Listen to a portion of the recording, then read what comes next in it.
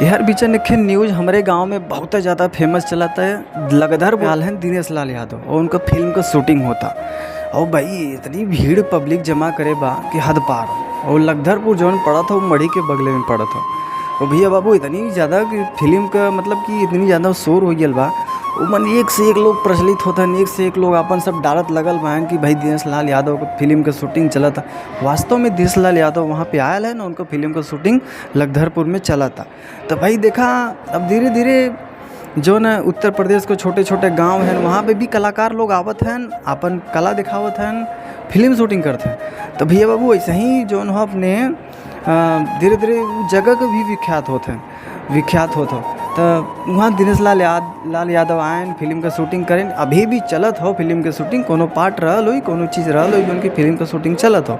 तो भैया बाबू ऐसा ही न्यूज़ आप सबके बीच में हम लियावत रहा, अपने मढ़ी प्रदेश का देश प्रदेश का खबर आप सबके बीच में डालत रहा। अपने भैया बाबू के लाइक करा, प्यार दा, दुलार दा, बस ये चाहिए।